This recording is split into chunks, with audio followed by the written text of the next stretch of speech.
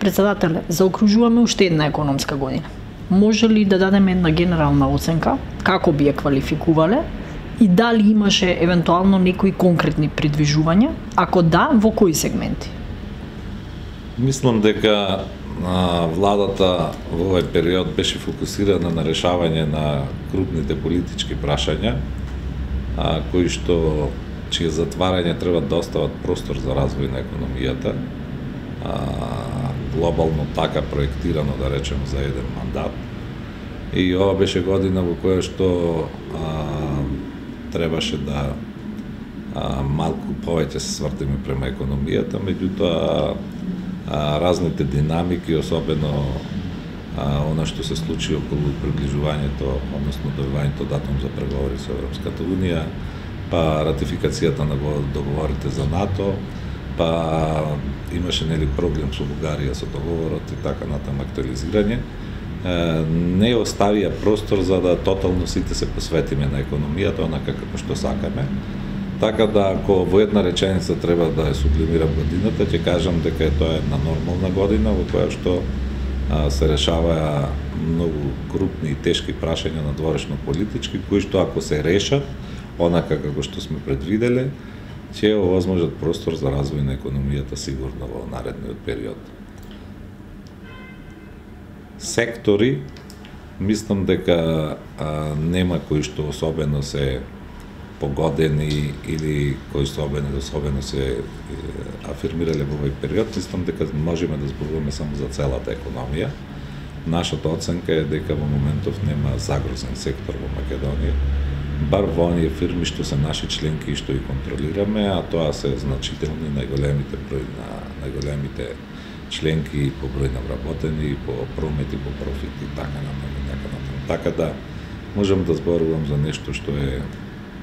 Ние имаме добри бројки статистички, во реалноста имаме посложена ситуација од таа што ја гледаме преку бројките, али имаме надеж сите дека решавањето на овие крупни прашања ќе отвори простор за економија.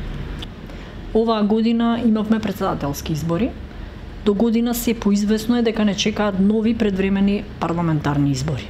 Дали ова може би значи некоја статус-кво ситуација за бизнисот и што според вас би значело излез? Секога ми го поставувате ова прашање, морам да се повикам на една мисла на покојниот академик Љусев, бивш председател на владата, кој што во расправата за приватизацијата 2007 година во Комората рече дека приватизацијата сама по себе не беше греф ако некоја злоупотреби за политички цели. Јас можам да кажам дека тоа одлично лежи на констатацијата за изборите. Изборите се алатка без која не може да постои демократски процес. И ние не можеме да ги укинеме изборите или да ги пролонгираме на 8 или 10 години за да може бизнисот да има бенефит од таа работа. Значи, тие треба да бидат ставени во своја функција, да не бидат злоупотребени и максимално да бидат кратки и ефикасни, затоа што такви примери имаме. Јас често го истакнувам јавно примерот со Грција. Јас не знам да ме прашате, затоа што не се занимавам со тие прашања, дали таму има прегласување, дали има жалбени постапки и така натаму. Меѓутоа, гледам дека после секои избори во понеделникот са Бајле, кај председателот на државата има едно обсвештено лице и новиот премиер полага заклетва и тој ден е премиер со полни овластувања. Значи, ако ништо друго, нека се оди таму и да се види како тоа се решава или нека се види како ќе се решава. Сум слушал дека Черчил рекол демократијата е најлош облик на владење или за подобар не знам. Така да јас не знам што треба да направиме, ама сигурно не можеме да ги укинеме изборите за на некого да му е добро. И мислам дека е флоскула повторувањето дека изборите носат проблеми и така натаму. Нашите залагање е што пократок период, што помалце вонредни избори, не затоа што нас не смета, затоа што пушта лош сигнал надвор, дека нешто невообичаено се случува во таа држава. И тоа влијае на нашите позиции како бизнис и треба да се елиминира све што е. Јас чак дадов изјава и за пржинската влада. Значи, тоа треба да знаеме до кога ќе биде и како, затоа што тоа е некаква ванредна ситуација. Така, Значи пред 3 месеци пред изборите си оди премиер кој што е легално избран, па некои дополнителни заменици министри што не знам дали е уопште законска категорија и така натаму. Па они прават пресконференци предпладне, па министрите се бранат попладне и така натаму и така натаму. Тоа све мириса на нешто ванредно. Значи ние треба да ги елиминираме тие работи, а изборите треба да се одржат и не треба да се злоупотребуваат. Добро, дека малку пречесто нели се одржуваат. Тоа е точно, јас сум седнал и сум направил една анализа за мене лично, дека од 2000-та година навака ние сите избори не биле предвремени или ватрени. Председателе, кој е вашиот став или ставот на комората за неодамнешната кампања на Грција за новиот трговски бренд Macedônia the Great? Значи видите, да, значи Грција е сериозна држава, нарочито на тој план. Јас имам големо искуство од работењето со нив и ако ме прашате во имплементацијата на договорот од Преспа, мислам дека најголеми проблеми ќе имаме тука. Значи они се логистички организирани, многу сериозно поставени и имаат многу знаење во врска со европското право, со тие категории. Ние тука мислам дека стоиме многу слабо. Ќе изгубиме ли битката? Не значи дека ќе изгубиме битката, него дека треба да повлечеме странски експерти кои ќе ни помогнат. Не е доцна? Не е доцна, затоа што таму има рок до 2021 година. Значи, треба да го направиме тоа. Нити комората, нити државата има капацитет. Јас мислам да тоа прашање во директна корелација со нив го избоксува. Или ако го избоксува, ќе биде тоа тешка борба од која што ќе излеземе радени. Ќе излеземе оштетени, повредени. Неодамна во Скопје се одржа македонско-руски бизнис форум, на кој присуствува и премиерот Заев и вице-премиерот Ангјушев. Беа и повеќе министри од владата. Потоа во јавноста како да се слушна некои размислувања дека можеби Македонија земјава се врти кон рускиот пазар како одговор на тоа што не добивме датум за почеток на преговорите за членство во ЕУ. Сметате ли дека е тоа така или дека можеби Русија е опција плюс за македонската економија? Јас во моментов тврдам дека во Македонија нема ништо озбилно што е врзано за некакво економско лампирање према Русија и према Евроазиската унија. Значи, тоа се само оправданија за неизвршување на задачите и на сериозните трансформации што треба да се ги направиме тука. Значи, евроатлантските интеграции се таргет и фокус на најголемиот број на граѓаните и најголем број на фирмите. Второ, имаме состојба во која што се имаме повеќе заговорници дека прашањето на нашето приближување кон Европската унија без разлика на ова што имаме проблеми околу тој процес, треба да го направиме заради нас. Тие критериуми не се потребни заради нас, тие стандарди не се потребни заради нас и така натаму. Она што јас мислам дека треба да го кажам во односите во Русија е погрешната политика и страмот на раководствата на сите бивши југословенски држави освен Словенија, кои што не знам од кои причини го напуштија рускиот пазар на почетокот на 90-тите години и му препуштија на словенците целата размена да оди преку нив. Затоа што словенците нема комплекс зашто соработуваат со Русија. Сите не имавме комплекс за да се докажеме на другата страна дека ние сме со вас и за да докажеме ево нема да работиме со Русија. Што е пора? Па сгрешивме затоа што рускиот пазар е милионски пазар кој што е компатибилен беше со нашиот југословенски пазар тогаш и ние во тој период можевме да пополниме сериозна празнина.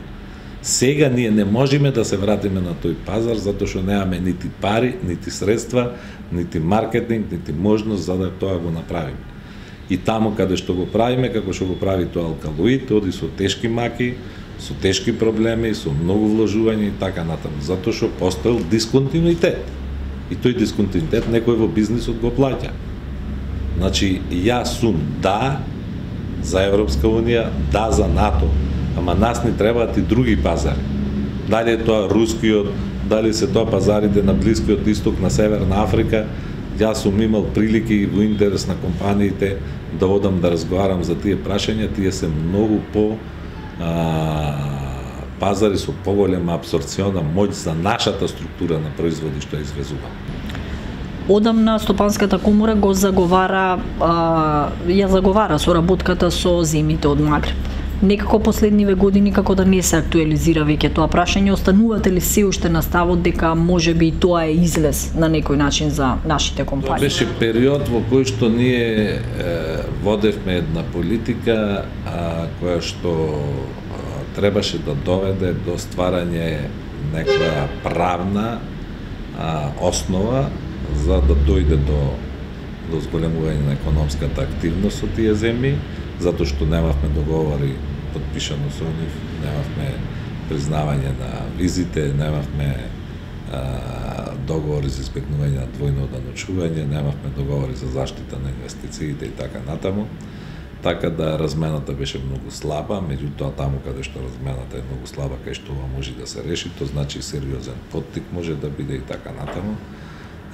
Ние сме ги посетили и тие земји, и тие пазари, тие се нешто многу слично на нас, меѓутоа мислам дека пазарите на Блискиот Исток, пазарите на Северна Африка и на бившите советски републики се таргетот кој треба да одиме со ова структура на производи кои што ги извезуваме.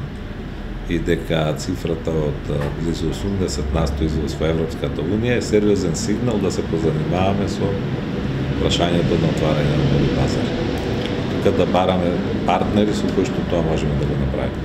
Да се вратиме малку на владините мерки за поддршка на бизнисот, што и вие сам велите дека се креирани во диалог со компаниите. Значи, едната од нив е минималната плата која што стартува овој месец веќе декември и која изнесува 14.500 денари. Каков е вашиот став за оваа мерка? Секогаш сум бил на становиште и денеска го држам тоа и сакам да го повторам дека регулацијата на односите од страна на државата према приватниот сектор е лоша работа. Приватниот сектор треба да ги има оквирите во кои што ќе се движи, да има полна слобода во својата интенција. Ова малку морам да ви кажам дека ми личи на тоа. Значи, заради тоа наредив и на службите да проверат дали вакви договори се склучуваат и во другите, односно дали тие се утврдува минималната плата. И морам да ви кажам дека на моје големо изненадување да. Например? Например, цела Европска Унија има утврдување на минимална плата на земји кои што ги сметаме за развиени, за напредни и така натаму. Може да во една е, во друга форма и така натаму. Значи, во принцип, ако јас како лично се прашувам, то за мене е висината остај што е понижувачка, него и самото отварање на тоа прашање е понижувачко. Мислам дека треба да се тргнеме од тоа и да оставиме слобода на приватниот сектор и на пазарот на работна сила тоа да го решава прашање. Ние одиме према пазарна економија и треба тоа да го правиме. А сега дали ќе биде 14.200 или 14.800, ние сите сме свесни дека тоа ништо не менува. Мислам дека тоа го отвара прашањето на формирање на многу посериозен социјално-економски совет. Не е проблем во тоа договарање. Проблемот е во имплементацијата. Ние можеме све да договориме. Ние можеме да спијаме во владата. Ние можеме да бидеме уважувани во владата. Ама проблемот е ако не се тоа имплементира. Значи тоа е исто, сега се гушкаме, се бацуваме, све е добро, ама нема имплементација на работата. Значи ние страдаме од имплементација затоа што кога ќе дојдеме на првиот корак кај што ќе се пружи отпор, значи отпор може да пружи помал ваздухот, па поголем водата, па уште поголем, не знам, минералните материи и така натаму.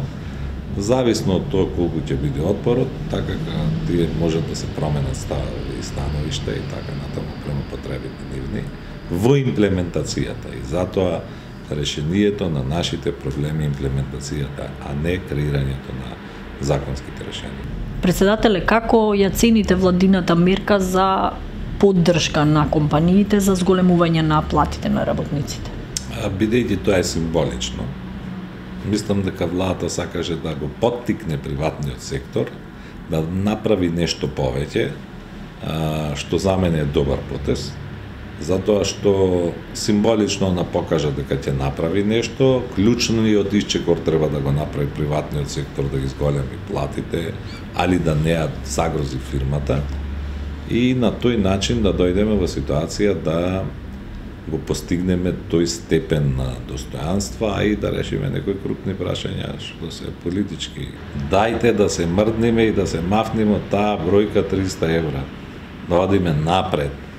Тогаш ќе речеме ни за прашања и за минимални плати, и за стандарди, за развојна демократија и така натаму и така натаму. Може ли конкретно да кажете што е во моментов најгорлив проблем на македонската економија? Како ја гледате во 2020 година и дали може да се направи нешто на покус рок за да се придвижат работите? Па ние имаме кратко паметење, ако имаме подолго паметење, ќе знаеме дека ние во овие 30 години почнавме со еден страв дека ќе дојде до интервенција на армијата, па таа ги откорна сите каблови и не знам све изнес од држава, па останавме со 17 милиони марки девизен, како се вика, девизни резерви. Па ние одма после тоа добивме ембарго, па имавме блокада, така беше, па дојде до кризна ситуација на границата наша со Косово, па имавме 400.000 бегалци, па имавме наша криза воена внатре во земјата, па кога се оправивме од таа работа, дојде светската криза 2008 година, па дојде повторно се врати нашата криза 2012 година, па ние што правиме, ние работиме во кризи. Значи, како можеме да постигнеме нешто повеќе ако цело време сме во некаков грч? И имаме успешни компании, 300 до 500 топ компании кои што работат по сите критериуми на западниот систем. Па ние на тие луѓе треба да му дадеме ордени. Ние даваме ордени на уметници, добро е да се даваат ордени на уметници, ама не може да не се дај на еден бизнисмен и стопанственик кој што 30 години да не се даде, кој што стварно допринесол ни сите овие процеси да обстаниш, да правиш профит, да запослуваш толку луѓе, па тие луѓе треба да се мотивираат некако, бидејќи ќе бидат патока за младите генерации како треба да се прави. Значи, ако гледаме така што се десило и од каде почнавме, ние треба да бидеме задоволни, а не разочарани, али то не ни дава за право да сега на база на тоа не презеаме тоа што треба да го презеаме. А ние точно знаеме што треба да презеаме. Што треба? Треба да ги решиме трите клучни диспаритети, јас по 100 пат тоа го кажувам. Значи, односот меѓу капиталот и трудот, нити работниците се задоволни од работодавачите, нити работодавачите од работниците. Тоа сите го знаеме, не сакаме да констатираме и да седнеме да разговараме зошто е тоа така. И што треба да се направи да не е така. Втората работа е што мора да се направи сериозна анализа на издржуваното и активното население, бидејќи во ваков сооднос може само да кракира. Значи, ние се опасно приближуваме кон бројките на учеството на буџетот во фондот за пензиско и инвалидско осигурање, да ги товариме и тие на буџет, и тогаш да дојдеме во ситуација на неиздржлива позиција. Значи, тој сооднос мора да се запази, затоа што тој го дава балансот. И третата работа е конечно да постигнеме политички консензус и да при промената на власта правниот континуитет обстои. Ама во сите елементи, ако има елементи за кривични дела, поведувај нека се поведат кривични дела. Али не може да не важат одредбите затоа што дошла друга власт. Не може дисконтинуитет да се ствара. Значи тие ќе си продолжат, а регуларните органи ќе си водат постапки. На што алудирате? Алудирам дека овие 3 имаат уште 6 други диспаритети, што мора да ги решиме. Тоа е прво, пописот, затоа што е срамно од 2001 година да нема попис, не заради пописот на населението по национална основа, него за економските параметри. На база што правиме ние проекции? На база на кои бројки? Значи, тоа секој може да го оспори. Второто прашање е прашањето за децентрализацијата.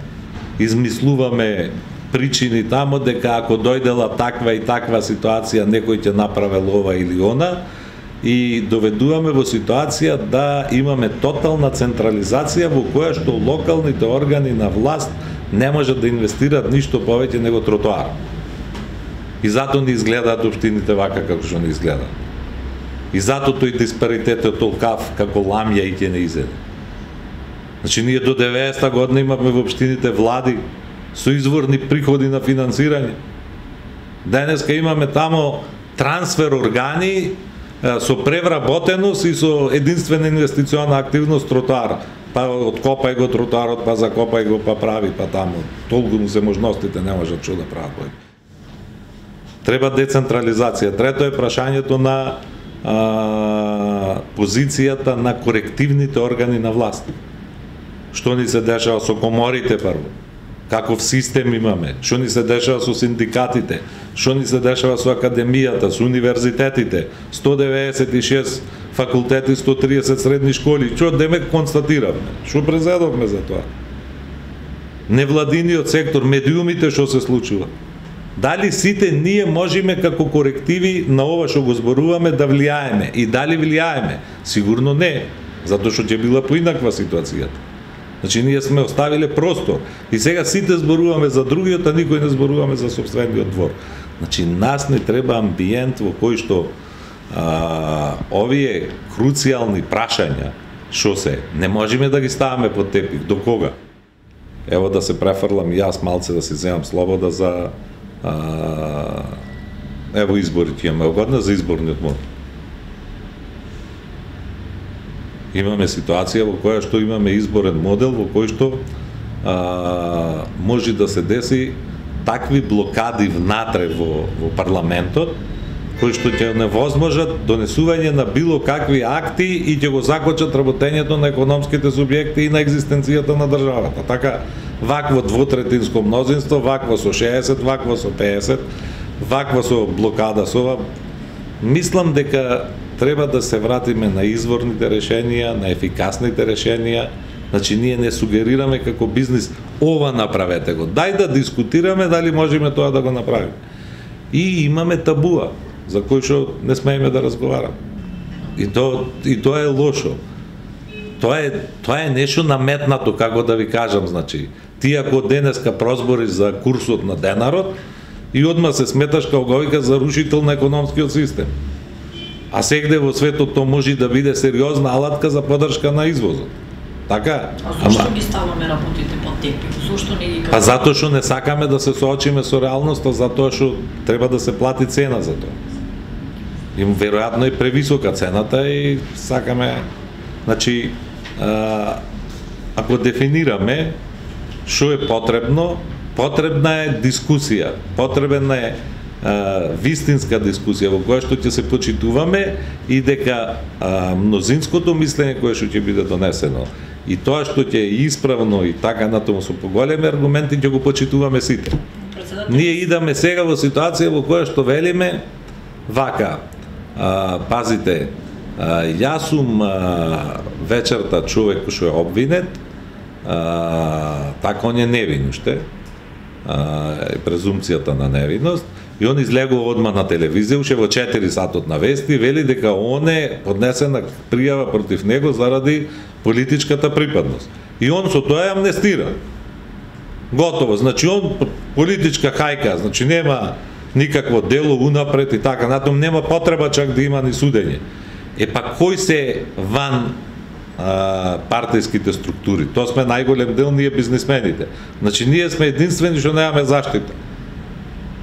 Се јас да излегувам и да велам дека ова ми се прави затоа што сум во Стопанската комора на Македонија, ако сум извршил кривично дело. Не, ако сум извршил кривично дело, ќе одговарам, па макар кај да сум бил. Не може да се користи плаштот на тоа. На политиката, на институцијата и така натаму. Председателе, веќе кога вака отприлика ги дефиниравме најгорливите прашања, зошто мислите дека имаме капацитет, ако 30 години претходно ништо не сме успеале да направиме? Речи се ништо. Затоа што ние имаме сериозни бројки на вредности кои што можат да се стават во функција и мислам дека не се искористени. Да речеме 5,2 милиарди депозити на граѓани во нашите банки. Кога јас ќе кажам тој податок на обичниот граѓанин, он паѓа у несвес. Кои што седат за камата од 0,5% и не се користат и пуштат јасен сигнал дека нешто не е во ред, што тие пари не се користат во овој момент за некаква инвестициона активност. Втората работа е, слушаме рудниците во Македонија што добија концесија странските инвеститори дека ќе правеле по 400 милиони оборот. Тие се површински копови. Па што правевме ние 70 години? Зашо не ги отворивме и зашо не ги експлоатиравме? Зошто? Па тоа прашувам. Значи има ли тука сериозен потенцијал? Има.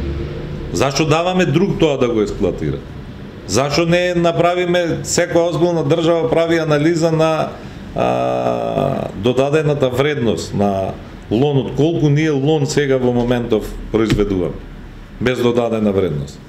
Така, значи тука ни се зоните, тука ни се, не е само текстилната индустрија, кожарската, металургијата и така натаму и така натаму. Значи што правиме да форсираме дејности, да поддржиме дејности, да субвенционираме дејности со висока додадена вредност. Значи има тука простор, ако земе неискористениот потенцијал на земјоделието, неискористениот потенцијал на туризмот, неискористениот потенцијал на транзитот на Македонија. И ако земиш тука можности во транзитната инфраструктура, ако земиш можности во земјоделието, во сточарството особено, можности во туризмот, можности за овие што зборуваме други дејности и така натаму, рударство, експлоатација на минерални суровини и така натаму, акумулирани средства, депозити во банките, стабилен банкарски систем, девизни резерви од преку 2 милиарди. То се зборува дека имаме потенцијал, па чак не сме сигурно изгубили човечкиот потенцијал. А морам да ти кажам дека тука треба да се калкулира и со искуството веќе 30 годишно да не правиме грешки. Така да тука сум оптимист и мислам дека сето тоа ќе допринеси да Македонија во наредниот период, учејќи се на сопствените грешки, ќе мора да се ги плати, тие се плаќаат во пари и ќе се ги плати и ќе почни нов циклус. Да речеме, еден од најтешките промашаи наши во овие 30 години е образованието, затоа што ако сакаш да уништиш некого, уништено го образованието, и таа цена ќе мора да ја платиме и да го поставиме после понатака образованието во центарот на вниманието, затоа што без тоа нема ништо. То имаме печаток, што го има и целата јавност, дека има некои министерства за подкусурување. Значи, од кога ќе се заземат клучните позиции во владата и министерствата, имат неколку министерства за подкусурување. Меѓу кои, нажалост, паѓа и Министерството за образование, за култура, за екологија, за ова, за она, кои што се значајни сигурно за нашата работа. Така? И тогаш ќе речат, ова е остана без ова, дајте му тамо, префрлете го тамо и така натаму. Значи, тие не се добри работи. Буџетот е веќе скроен и е во собраниска процедура. Сметате ли дека е преобемен? Види, јас секогаш сум избегавал да зборувам за буџет на начин кој што го очекуваат луѓето тоа од мене и компаниите од мене и јавноста, затоа што тоа е најсериозната алатка на владењето и на остварувањето на програмските ветувања на една политичка партија. Така. Но дали рационално тоа е нивна. Значи, рационално сигурно не се користи, затоа што ништо не се користи рационално кај нас. Проблемот е кај нас директно коментираме само позицијата на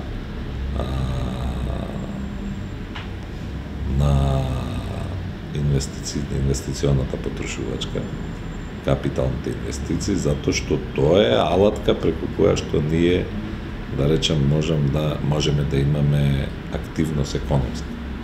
И анализите покажуваат дека сите источни земји се развија со помош на средства од ММФ, од Светска банка и од капиталните инвестиции во буџетите, кои што беа сериозно набилдани во тој период. Кај нас имаше огромен период во овие 30 години кога капиталните инвестиции се користеа со 30, со 50% и така натаму не беа искористувани, па чак и денес можеме да слушнеме такви работи. Оние високи норми на однесување кои што постојат во една сериозна фамилија и во една сериозна фирма треба да постојат и во една сериозна држава. Не може да се има буџет од 3,5 милиарди, а да не се води сметка за трошење. И сакам да прашам зашо никој не се загрижи дека инвестиравме 70 милиони евра во стадион на кој што се одиграни само 2 утакмици. 70 милиони евра се сериозни пари. Зошто 2 утакмици? Зашо никој не рече некако да се стави во функција тоа чудовиште, кој што сигурно и се одржава? Значи, зборувам за сенсот општо на луѓето, јас не гледам некој да напишал за тоа нешто. Значи, нигде сум на една реченица, зошто е тоа изградено, зашто се одржава и зашто не се користи. Значи, гледам на секој можен корак, на се околу мене, нерационалност во користењето на парите. Велите и сам дека рационално не се искористуваат буџетските средства. Зошто досега никој не сносел одговорност за тоа? Па веројатно одговорноста е некоја космичка работа кај нас. Кај нас одговара он што ќе скине цвеќе во паркот, во градски парк. Ќе го фатат него, ќе одговара јако е без незначителна општествена опасност. Значи, немаме изградено чувство, како да ви кажам, значи, ќе падне снег и секој си го чистиме во дворот, а надвор од дворот, на улицата никој не чисти. И баш тука ќе паднеме, ќе скршиме главата или ногата и пак истото, пак не сакаме да го чистиме тоа заедничкото. Тоа е чуден феномен. Значи, до менталитетот е? Така, значи менталитетот сега тоа е, тука идаме на прашањето да си измислуваме причини и така натаму и сега следно е, значи менталитетот не може да се промени, значи ништо не може да се промени. Све може да се промени со санкција. Ќе се санкционира додека не се научиш. Секаде каде што тоа е направено е со санкција. И со висината на санкциите. Значи, сигурно не е направено со држење предавања на градскиот стадион што е празен. И да правиме таму едукации, да се собираме сите и ќе држиме, ево јас ќе држам говор со недели дека треба да водиме и да бидеме одговорни исто како дома и за државната имовина и ќе постигне ефект. Нема да постигнеме ефект. Ќе постигнеме ефект како казниме некого за тоа што троши нерентабилно, не, како да кажам, нереално. Председателе, ви благодарам за разговорот.